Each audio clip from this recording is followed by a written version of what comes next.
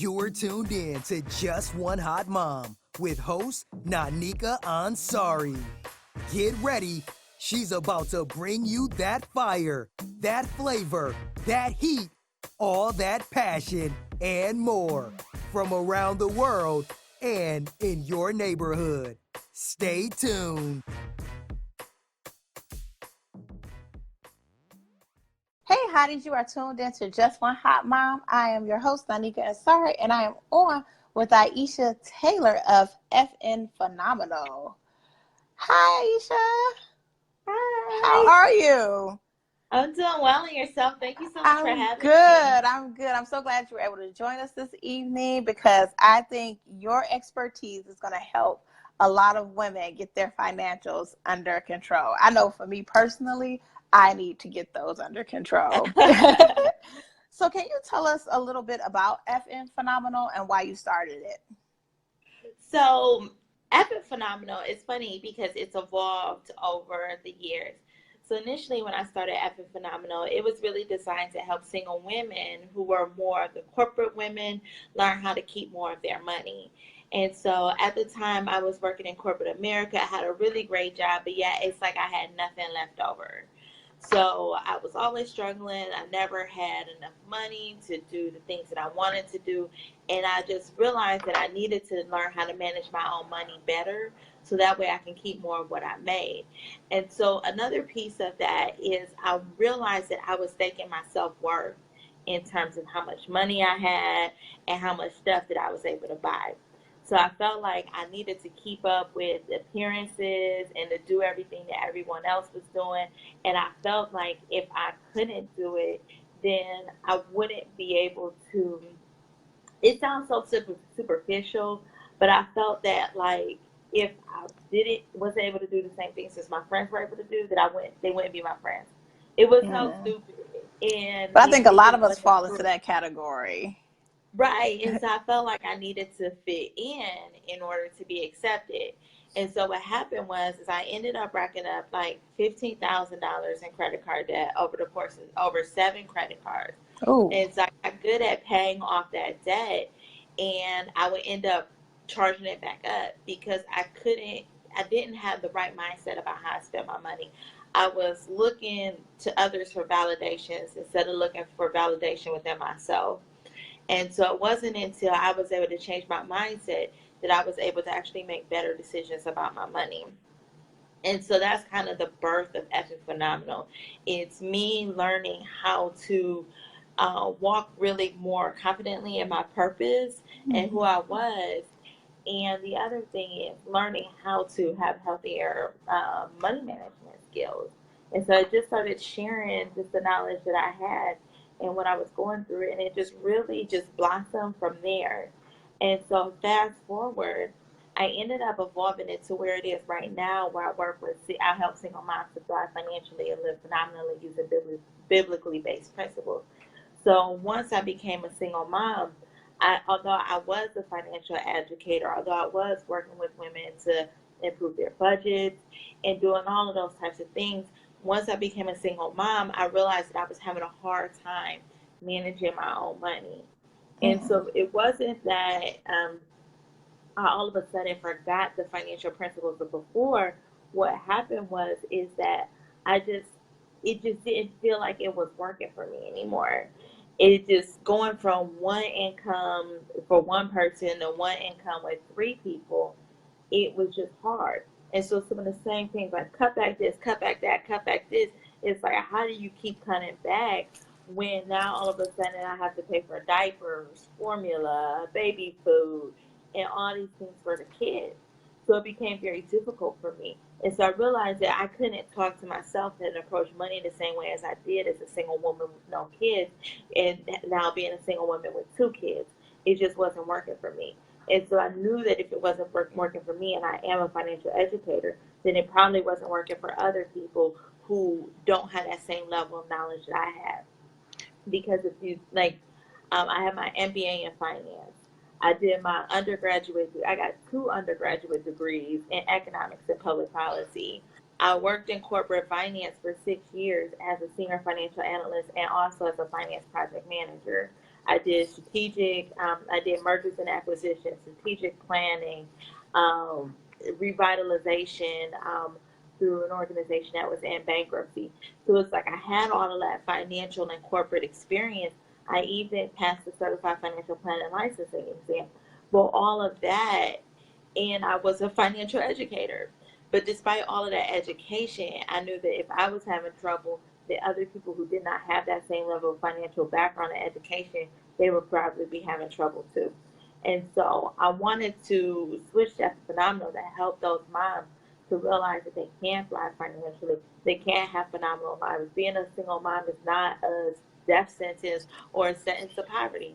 Mm-hmm. And so I wanted to help to shift that narrative about what it meant to be a single mom, and also help single moms to start to reevaluate what their life has to be like because they're a single mom. Because sometimes people think like, oh, I'm a single mom, so that means I can't do this, and this. You start Mm-hmm. putting limits stuff. But it's not about that. It's about focusing on the things that you can do. It's about managing the money that you do have in the right way so that you can do more. And it's about prioritizing the money and the spending that you do have. So that way you can start to focus on the things that, you can start to focus on the things that you can have instead of thinking about the things that you can. And see, I think that's a lot of us. We always think about what we can't do. And so we put those limitations on ourselves instead of trying to either change our expectations or, like you said, our mindset, or trying to meet our very own expectations. We just would rather either give up and say that we can't do it instead of just reaching in and saying, okay, let me figure out how I'm going to do this. And I wanted to inform you guys that she has twins. So can you imagine going from a paycheck for just one person, but then your family has increased for two people? And most single moms don't have to worry about that. Like if they decide to have kids later on, it's like one kid and then another. But I can't imagine going from a single paycheck as a single woman, and then boom, you got two kids and double the pampers, double everything. And so Everything. I wanted to ask you this, like, why? Well, you already kind of answered it a little bit, but a little more in depth. Like, why do you think it is we struggle with our finances? Do you think it's because we're trying to prove things to other people, or that we just really just don't know how to manage our money? We just haven't been given the tools as single moms to be like, hey, this is what you need to manage your money. Even though I see a lot of times there are a lot of classes available to us, I think one is finding the time to take those classes, and then two, it's about not being embarrassed. But what are your thoughts? I think it's a combination of all of the things that you mentioned. Number one, we're really not taught how to manage our finances. We learn through observation of how our parents manage their money, for good or for worse. So if your parents manage money in a healthy way, chances are you're going to manage money in a healthy way. If your parents did not manage money in a healthy way, then chances are you won't. And I've seen it from both sides of the spectrum. So for instance, I actually was talking to a girl, and she was definitely afraid to spend money because her parents drilled into her mind when she was young, money doesn't grow on trees, money doesn't grow on trees, money doesn't grow on trees. So she became so afraid to spend money because she thought that if she spent her money, then that means that she would end up going without. So she began to hoard her money, and she Mm. felt tremendous guilt over any type of spending. I've encountered other people. As a matter of fact, I know somebody whose mother, whenever she got paid, what she used to do is go out, blow money, take her child to nice restaurants. They went out shopping, spent everything. And so this person ended up growing up with eviction notices on their house, their utilities cut off, because that was just how this person Mm. spent. And so when this person grew up, what happened was whenever they got paid, they were out spending money, shopping, like clubbing, like partying, all those different things because that's what they saw growing up. So it's a And so generational thing. It's like another it becomes generational thing we need to break. absolutely, it becomes a generational thing. So one of the first things you need to do is start to understand what type of money conversations or money lessons that you learned growing up, whether it was something or nothing. But even if you weren't taught that, you saw something and you internalized it about how you spent your money. And so it's important to understand what those are and to understand if they're healthy or if they work for you now. And so then you can start to have a position and a starting point for where you might want to change it. And so the next thing is that, like you said, sometimes we might be embarrassed. Sometimes we're trying to keep up. With my issue is I was taught how to manage money when I was a kid. My parents drilled it into my head. This is what you do. This is what you budget. And so I learned that from an early age. I learned when you get money from grandparents, you put it in the bank, you don't spend it. And so these were the lessons that I grew up learning. But for me, it was a little bit different because I was out there trying to look for validation in other people and seeking acceptance from other people because I didn't understand that people accept me based on who I am, not because of the stuff that I wear or the stuff that I can buy and the things that I can do. I didn't understand that. So for me, I racked up all that debt because I was trying to fit in. I wanted to be that type of person who never repeated an outfit. I wanted to be that type of person who could always go on expensive and lavish vacations.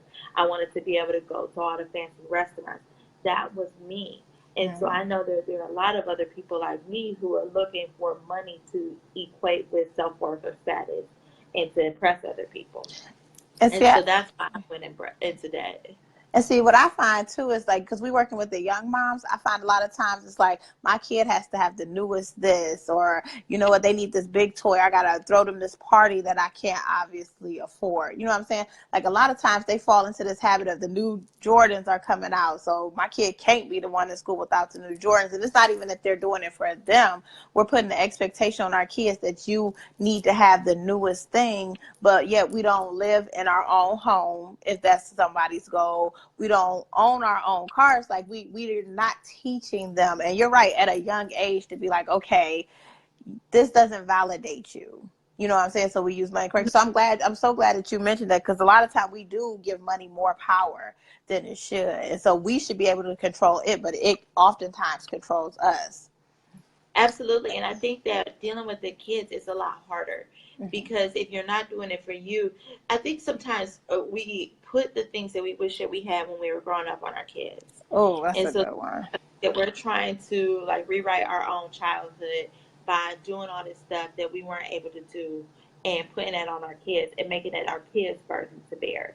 And so when I think about it, I remember saying, "Oh, my kids are always gonna wear this, and this name brand, this, and this," because I wasn't able to wear name brand stuff when I was growing up, Mm-hmm. and I felt like that ended up being part of the driver for me spending the way I did. But then I realized, like, you know what other things are better to spend my money on? Mm-hmm. Do I want to create amazing experiences for my kids? Do I want to be able to be there for my kids? There's a trade-off between being able to buy your kids the most expensive Jordans and do all this stuff versus the time that you can spend with them. So would you rather work overtime to pay for the new Jordans for your kids, or would you rather be there and be able to like spend more time with them and create memories with them? But that social pressure is very hard.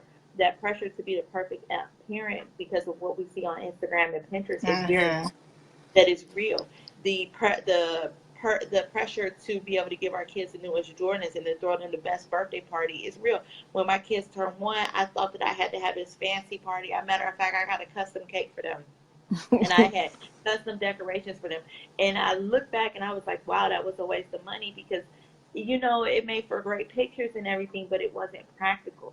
It was Mm-hmm. money that I didn't have, and I didn't need to spend. So when they turned two, I did something different. I did something real low key and spent very little money because I realized that it was about the experience. And so I Mm-hmm. think that sometimes we need to talk to our kids about the value of money and the place of money and not using money and stuff to fit in and to be an individual because they will have that pressure when all their friends go Mm-hmm. to school and they have the polo, Jordans, all that other stuff. They might feel a certain way. But I think having those money conversations with your kids and helping to teach them about the priorities and where you place your priorities with your spending is important because it will let them know that you're not just doing it to be mean, and it will also start to show them the value of money. And I And think that that's was great. I'm sorry, go ahead. something that my parents ended up that I realized later on is that my parents were not giving me not name brand things to be mean or they wanted me to do without. It was that they wanted to be able to allow us to go on family vacations. They wanted us to always be at least a grade level above our peers, and so they invested money in extra tutors and different educational things. And so as a result of that, not only do I have two undergraduate degrees, I have two master's degrees. Both my sisters have doctorate degrees because my parents place that value and they spend their money on education and making sure that we will have the proper foundations to excel in life. And it meant that we had to get a little thick skin when it came to us not having the same thing as our Oh, experiences. I'm so glad you brought that up, because I always tell people, like, we haven't taught our kids how to cope with different stuff. Instead of teaching them coping skills, we often band-aid whatever is going on with them with a toy or a new game or a new outfit. So we need to, I think it's a part of us, like, also be a financially responsible is teaching them to cope with when things don't necessarily go their way, instead of replacing them with the material item, or saying, well, you'll be able to do this. Like, we reward a lot of stuff that they do with items, with material stuff. And so I think if we get out of that mindset and we start thinking, and like, the reward is that you're going to have good grades and it's going to be brighter for your future. And I know that seems so hard to explain to a kid, but I think if we start the conversations early enough and we teach them that way, then we won't have to worry about, oh, you're just being mean to them. It's not a matter of being mean. Mm-hmm. It's a matter of reclaiming your parenting skills, you know what I'm saying, and not letting society or social media raise your children. The other Absolutely. thing I wanted to ask you, though, is because I'm going to start getting some of the questions that I got in the inbox. One is, if there's a mom that's living paycheck to paycheck right now, like, she makes a decent living, she's able to pay all of her bills, but there's no extra left over. How can they break that cycle so that they can start to have money to put up for a savings in case of an emergency, or to do something, create those moments with their family? How can they stop living paycheck to paycheck? So one is going to be, the first thing I'm going to say is going to sound like tough love, and she might have We already done need it. it. We need it. But for the sake of the call, she might have already done it. But just for the sake of just the other women who are listening, I want to say this. So just, you might think that there's no more room left in your budget, but there actually might be. And so I say this from personal experience. Like, there was a point where I'm like, oh, I have no more to cut, right? But I did. And my grocery bills were sky high. And I had to rethink how I was grocery shopping. At one point, my grocery bills were like $650 a month. And then here I was saying I didn't have any extra money. And so I had to learn how to rethink how I did my grocery shopping, to cut my grocery shopping down to between $400 and $500 a month. Right there, that saved me some money. And then the other thing is, how often are you going out to eat? And how much food waste do you have? The average American family wastes $2,000 in food per year. So if you look in your refrigerator and figure out what's rotting and gross and that you're throwing out, that is literally money that you are throwing out. So if you can get control of your grocery habits, get control of your food waste, you might just free up $2,000 right there. The other thing is how often are you going out to eat? How often are you buying your lunch at work? How often are you buying takeout? Because again, the average American family, average American spends about $2,500 a year on lunch Oh, I'm alone. sure. I'm sure we So do. how often are you going out to lunch? Like, what are your shopping habits? Because all of that is money that is going out the door that you might otherwise have. So starting to think about your groceries, what type of schedule can you set up for yourself so you can start cooking? It's hard. I'm a single mom of 2-year-old twins. It is hard to figure out the time when I can cook, but I make sure that I do it. Exactly. Take time. She said And she's logging off on that one. it, Yes, because you know I what? know, It makes us accountable. And I'm gonna it even does. tag on to what you said. It's like, it's about meal prepping. Like, I know once I It is. started to meal prep and to write down our menus, that I only spent money on what we were actually going to use. And then I would tell the kids, like, okay, I'm gonna buy these snacks, but once these snacks are gone, like, that's it until the next time I go grocery shopping. Because Absolutely. And the other thing is, watch how often you're going grocery shopping. oh, So for me, the simplest fix I had with my grocery shopping, I stopped going to the grocery store 3 times a week and started going once or twice. That's it. And so whatever I didn't get on those one time or the second time, it was done. I had to figure out how to work without it, because even though I would go to the store to pick up the one or two things that I forgot, I would end up picking up 10 more things that I really didn't have on the list in the first place. And so I realized, like, you know what? The simplest thing for me is to go to the grocery store less. And that helped me to save so much money right there. And another thing is to start to rethink what you consider essential and luxury. I don't mean to be mean, ladies, but nails and hair are not essential and luxury. I'm so glad. Like, people make fun of me because I was like, oh, I just figured out how to do my own manicure and pedicure because I was like, that bill got pretty high to go. And then I'm going every 2 weeks. And then, like, I was like, okay, I need to figure out what I'm doing for my hair. And people laugh at me when I told them where I got my hair done at. But I was like, you just got to find a good hairdresser because Best Cuts, shout out, that they're cheaper than going to a regular beauty salon, and they have to move fast because they want to make money. Or so you're That not and the there beauty for school. as long. Yes. So, like, you can go to the beauty school if you have to have it. But one of the things that I did is I just started to wear my hair naturally. It's just, and wear it up in a bun because I just was not willing to pay all that extra money to get my hair done. I'm like, you know what? Am I going to get my hair done, or am I going to be able to free up my time so I can spend more time with my kids? And so for me, I chose that what I valued was my ability to create experiences and memories with my kids. So whenever I spend money, I'm like, you know what? How much am I going to have to work in order to make up this cost? Oh, that's a And so good one. it is, girl. I got a whole podcast on that one. We're gonna have to So drop her podcast information so you guys can go over and support her as well. yes, and I'm telling you that is episode 1, because I think that is like something that people don't think about, is that when you know that I say time is money, Mm-hmm. that's true. You have to trade your time for money, and so it's like, how much of your time are you willing to trade to buy stuff? And then the other thing is thinking about how much fulfillment you get from it. How long does it last? Like when you buy a new dress, how many times do you really wear it before you put it in the back of the closet and it gets replaced by something else? So you have to start to think about, and then with your kids, how often do your kids play with toys before they forget about it and are on to the next thing? So you just have to start to think about those priorities.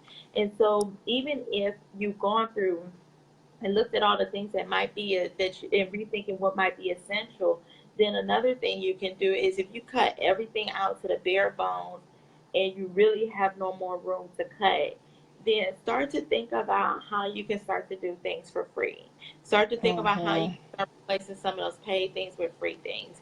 And um and then also, what type of side hustles do you have? If you are great, like if you bake great cakes or cupcakes and everybody's always asking you to bake something for their event, see if you can start charging for that and start to look at how you can make additional money using the skills that you already have.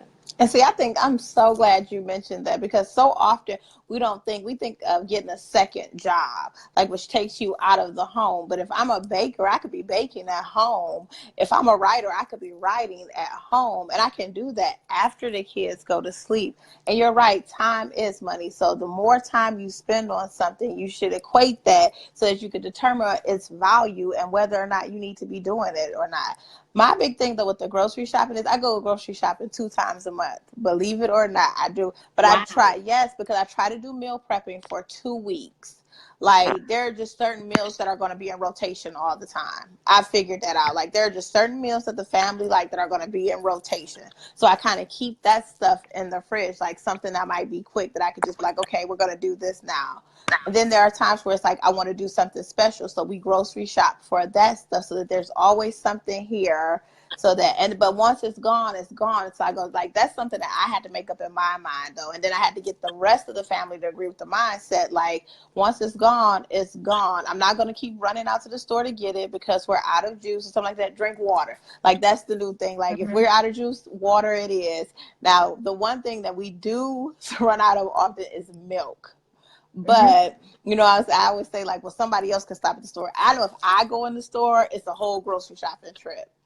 But if I have somebody else run to the store, then it's like they're just going for that milk. So I'm ecstatic that you say we don't think of cutting out on our grocery list. We think we're going to cut something out, we're going to miss it. But we just can't have, like, if I don't have spaghetti noodles, then we just have to make rigatoni. I don't know what to tell you. Right. We have to utilize whatever it is we have at the house. So I'm so glad that you brought that up. But the other thing I want to ask you about, because I think what happens oftentimes is we run into these situations, these emergency situations where either a kid gets hurt or my car needs to be repaired or something goes on at the house. How can women so take that portion of cut, still do some of the things they want to do, but start building an emergency fund? How do we start building that fund for in case something happens? So so the thing is, we have to get into the habit of paying ourselves first. And so sometimes when I say pay yourself first, I mean after you tithe, you pay yourself first. Don't rob Thank you. God. So, as a matter of fact, while I'm on it, Go ahead. and sometimes, how do I say this?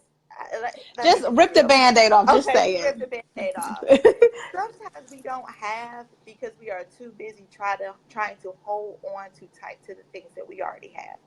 So if you have a closed fist, your fist is not open to being able to receive anything else. When you're holding on to your money, you're putting yourself in a position of being a god, and you're saying I have because of my great effort and all of this other stuff. But if you don't give, and if you don't allow, and if you don't give God back to what his, you are literally robbing God. It says it in the Bible.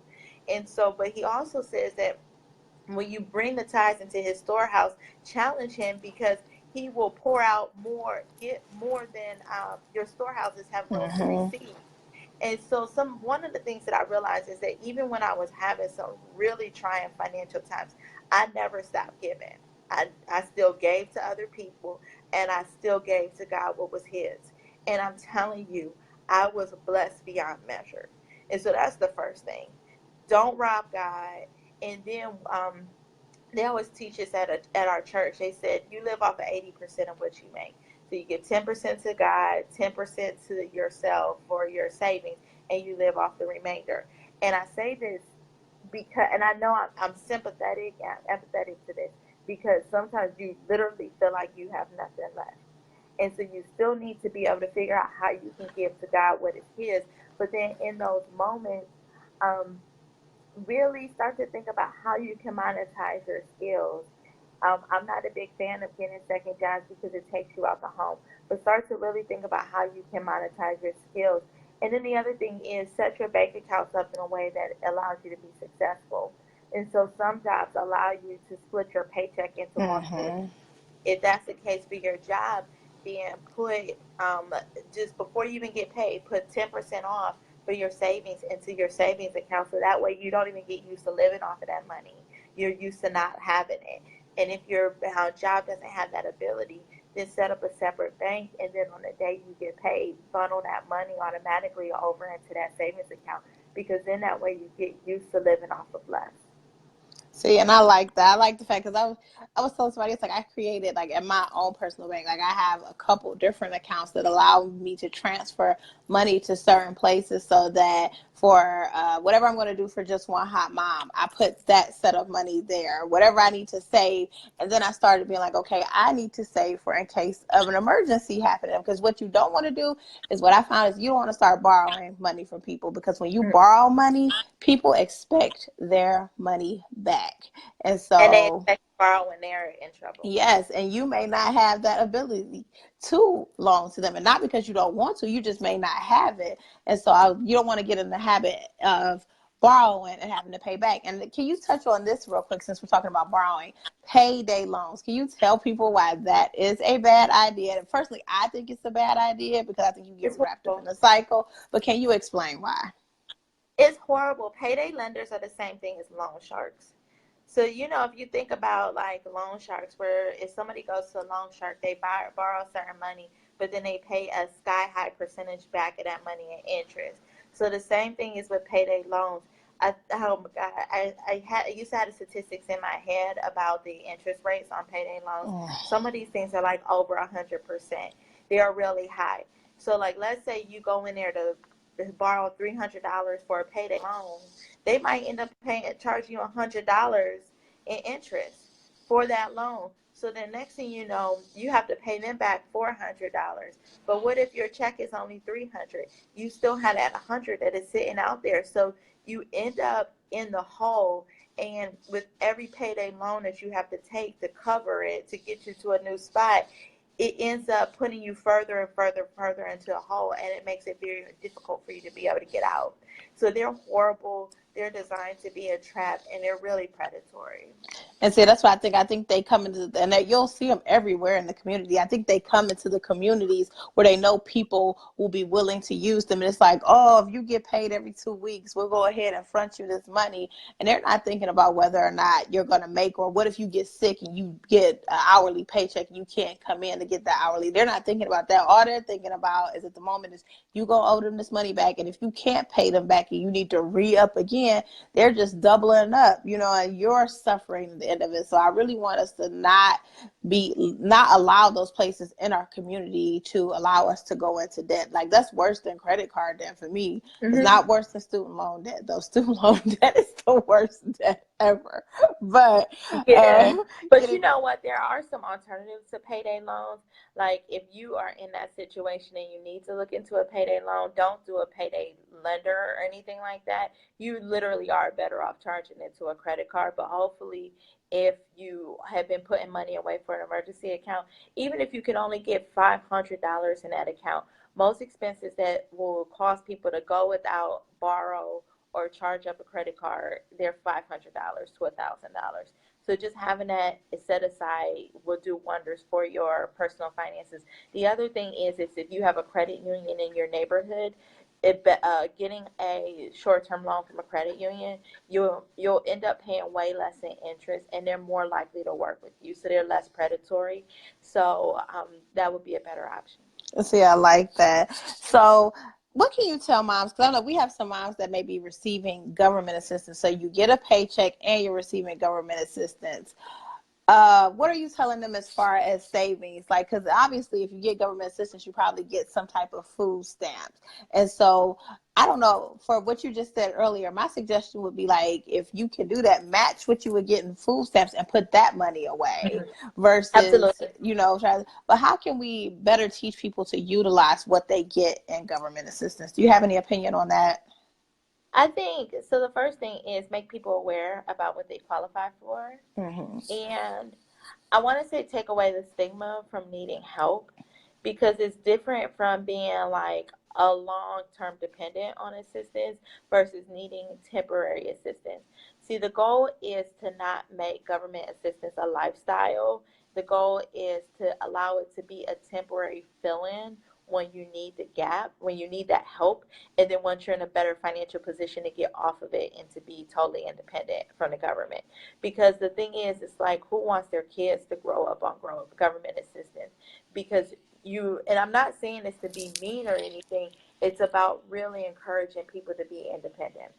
So while you're on government assistance for that time, like you said, if you receive food assistance, take that money that you would have otherwise paid for food and put it in the bank account. So this is what I did. I did something similar for before I got a car, before I got a newer car. So when I first got out of grad school and I started off at my first job, I was driving this old 10-year-old car. It was in and out the shop, but it ran. And so my friends used to make fun of me. They were like, "Why you got this old raggedy car and you got this good job or whatever?" And I'm like, "Who's paying my car? Who will pay my car note? Like, my car is free and clear. Like, I don't have a car note." And so I'm like, "So unless you're volunteering to pay my car note, like, deal with it. This is my car." And so what I did was I estimated how much I would pay for a new car, how much I would pay for insurance. And what I did is, instead of paying it to those institutions like a bank or an insurance company, I put that money away in a savings account. And that's how I was able to build my savings account. So I would say, if you're on government assistance, if you have that extra money, then take that money that you're receiving from like that food assistance and then put that aside in a savings account, so then that way you have it. But you also have some things to be concerned about as well, because some government programs monitor how much you're allowed to have in the bank. So you have to you have to understand what those limits are for your particular situation. Because matter of fact, I used to do financial counseling for different women, and they were on government assistance. Some of them might have had housing assistance. Some of them might have had utility assistance or food assistance. And what they said is they weren't allowed to be able to save over a certain amount because then they would lose Wow. their benefits. So it kind of becomes a trap almost, because if you start saving, you might lose your benefits. But then if you don't save, then you end up in this vicious financial situation. So I would say that know the limits, but then also don't let those limits discourage you from really managing your money the right way. Because again, the goal is to not make government assistance a lifelong thing. It's designed to really be a temporary hands up during times of trial. And there's no stigma in that, because everybody falls on hard times. Challenges come. Matter of fact, the Bible says that there will be trials and tribulations, right? So they warn Mhm. us about this. So don't be afraid to take advantage of the services that you qualify for during those challenging times. And the other thing is, like, don't be embarrassed, because the same people you think you should be embarrassed in front of are the same people who may require assistance at some point, and they'll go get it and you won't. And then you'll be in a worse situation than you want to be in, all because you're thinking that people are going to judge you. It's all about that validation when it comes to money. I think it's all about just validating yourself and being okay with what you have. And like I always say in every podcast, like, whatever is meant for you is meant for you. And so, and that includes money. Whatever you're supposed to have according to your money is meant for you. Like, you won't, we all won't be millionaires. That's just, it just won't happen that way. I don't think it's just set up that way. We all won't be millionaires, but we can all set our goals and have expectations for ourselves that are just meant for us. And once we determine and we're okay with that, then I feel like you can live a better life and not allow money to validate you. Absolutely. And how do you know that the person who you're worried about isn't on assistance of themselves? Right. Like, you don't know. You don't know anybody's pockets. A matter of fact, I remember talking to this one lady. She was actually rich. She was sitting next to me on a plane one day. And so we just started talking about money management. I don't know why I ended up talking about money management to strangers, but it's just something I'm passionate about. And what she was saying is that she lived in this really exclusive neighborhood. And so this is a house full of mansions with water in the backyard, and people have boats. And so everybody looked at this one family as a family that had it all. And so everybody in the neighborhood, where they were chasing after what that person had. That person tore down their mansion, built a bigger mansion. They thought, oh wow, I need a bigger mansion now. That person traded in their smaller boat and bought a yacht. They were like, oh, we need a yacht now. And so everybody was keeping up with that family on the corner. But then once that family, the husband and wife, got divorced, that husband and wife, they were not dividing up assets, they were dividing up debt. Everybody was Oh. going broke trying to keep up with that family, and they didn't even have the money that they pretended to have. So sometimes we try and they make other people think that we have money that we don't. If you look at Instagram and Pinterest and everything, how do you know that that person didn't buy that new outfit from Rent the Runway? They didn't buy it; they rented it. How do you know Hmm. that that person didn't go buy that Louis bag to take that picture and then they took it back to the store? You don't know any of that stuff. But meanwhile, you might be trying to go broke. You might be going broke trying to keep up with that person, and that person is living a lie. So you don't know any of that stuff. That same person you're worried about trying to impress, they might be on food stamps themselves. And so if you're on food stamps, who cares? They don't even know unless they're going grocery shopping with you. How would they know? So it's like it's like I said in the beginning. It's like, stop worrying about what other people are thinking and comparing yourself to other people, because there's no way that you can be financially free and live the life that you're called to live if you're too constantly chasing after other people's approval. I'm so glad you said that, because it's like, I tell people all the time, like, I'm cheap. I do not care. Like, I try to find the best deals all the time, because I want to be able to, like, if I want to be able to travel, I don't want to have to stress about traveling. And then I don't want to go travel and then come back and be stressed about how I'm going to pay off other stuff because I went and did this. Like, I want to live, I want to be able to do the things that I want to do and not stress about them. And I think oftentimes, like, people will do stuff and then worry later about how they're going to pay for it. And I'm like, I don't want to live a life where I have to worry about how I'm going to pay for stuff. I just want to be able to. But it does take changing your mindset, and it does take discipline. I think that's one of the biggest. It takes discipline to be like, okay, I may not be able to go out with the girls every other weekend or every weekend or this month. At that, we have to sometimes tell ourselves, no, I always tell people, like, I put myself on punishment when it comes to writing. Like, oh, you want to go do this? I'm like, I can't. Like, I didn't write for my 30 minutes this week. So now I have to make up that time when I'm supposed to. I could be out doing other stuff. I have to make up that time. So it is a matter of discipline. The same discipline you want to show your kids with their schoolwork, you sometimes have to ground yourself and say, okay, I'm going to sit here. I'm going to look at my bills. And this takes some time. Looking at your bills, figuring out how, just like Aisha said, like, figuring out how you can pay your bills, pay yourself, make sure that you're paying God. So it's God, yourself, and then everything else. And so, but it takes you studying and taking the time to say, okay, let me figure out how I'm going to do this. You're not going to be able to do this if you just keep living the cycle of just paying bills all the time. You actually Right. might have to take a moment and really look at your paycheck.